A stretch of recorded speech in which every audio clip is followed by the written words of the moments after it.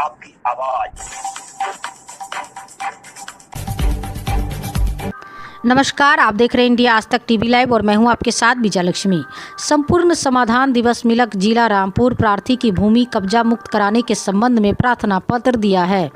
निवेदन इस प्रकार है कि प्रार्थी लालाराम गंगवार पुत्र मेवाराम निवासी ग्राम पंचायत मोहम्मद नगर नानकार तहसील मिलक जिला रामपुर का स्थायी निवासी है। प्रार्थी की अराजी काश्तकारी घाटा संख्या 400 रकबा 0.5710 व घाटा संख्या 401 रकबा 00890 हेक्टेयर वाक्य ग्राम नानकार में स्थित है, जो कि पूर्व में नदी में कट गई थी और उसके बाद अब नदी से काफ़ी ऊपर आ गई है। उस जमीन में रेता आ गया है। भूमाफिया अवैध खनन किया जा रहा है, जो प्रति वर्ष मिट्टी व रेता भट्टे वालों को बेच देते हैं। प्रार्थी ने उन लोगों से कहा, तुम लोग हमारी जमीन को छोड़ दो। उक्त लोग फौजदारी करने को आमादा हो गए। उक्त लोगों ने जान से मारने की धमकी भी दी है। प्रार्थी उक्त लोगों से अपनी जमीन को कब्जा मुक्त कराना चाहता है। श्रीमान जी से प्रार्थना है कि प्रार्थी के प्रार्थना पत्र के आधार पर उक्त लोगों के विरुद्ध कानूनी कार्रवाई करते हुए प्रार्थी की भूमि को कब्जा मुक्त कराने की कृपा करे। लालाराम गंगवार पुत्र श्री मेवाराम निवासी ग्राम मोहम्मद नगर नानकार तहसील मिलक जनपद रामपुर। डॉक्टर नासिर सूरी की खास रिपोर्ट। मैं लालता प्रसाद गंगवार से बात करूंगा कि इनकी भूमि जो अवैध कब्जा है वो कौन लोग हैं, कब से है, क्या मामला है, ये पूरी डिटेल आप हमें जानकारी दें। जी बताएं, क्या नाम है आपका नाम? मेरा नाम लालता प्रसाद गंगवार है, रहने वाला ग्राम मोहम्मद नगर नानकार का हूँ। अच्छा। तहसील मिलक पड़ती है और थाना केवली। जी। ये मेरी ज़मीन है जी, लगभग 12 बीघा जी। 2 खातों में, एक घाटा संख्या 401 जी। तो ये 12 बीघा ज़मीन है। मैंने 2 बार तहसील में संपूर्ण दिवस में लगा चुका हूँ, 1 बार थाना दिवस में भी दे दिया। 1 बार नॉमिनेट होकर आए थे अधिकारी नकलों से, मैंने उनको भी हाथ में दी थी, मगर अभी तक कोई संज्ञान नहीं लिया गया।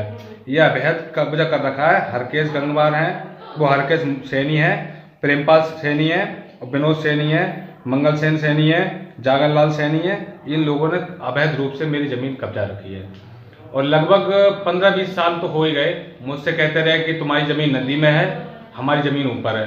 आज हमारी ज़मीन ऊपर है, उनकी नदी में है। वो जबरिया के तौर पे, मान तोड़ने के हिसाब से वो लोग हम पे हमला करते हैं और लोगों पे हमला करते हैं। मेरी तो ज़मीन है ही, मेरे गाँव की कम से कम 50 बीघा उनके अंडर में ज़मीन है इस टाइम। तो आपने जब उन्होंने अवैध कब्जा किया और आपको अनाज नहीं बोने दे रहे, तो फिर आपने FIR की उनकी? FIR तो नहीं की, मगर अब FIR की कापी लगने वाली है। उन पर अधिकारियों से बात चल रही है, देखो अधिकारी क्या सॉल्यूशन लेते हैं। हाँ। बहरहाल हम जब आजम खान बेचारे रामपुर को स्वर्ग बनाने वाले, उन पर भूमाफिया का केस लग सकता है, तो ये तो भूमाफिया हैं ही, इन पे क्यों नहीं लगेगा? इन्होंने तो भूमाफी हमारी ज़मीन कब्जा रखी है और अवैध खनन करवा रहे हैं, उसमें रेता उठाते हैं।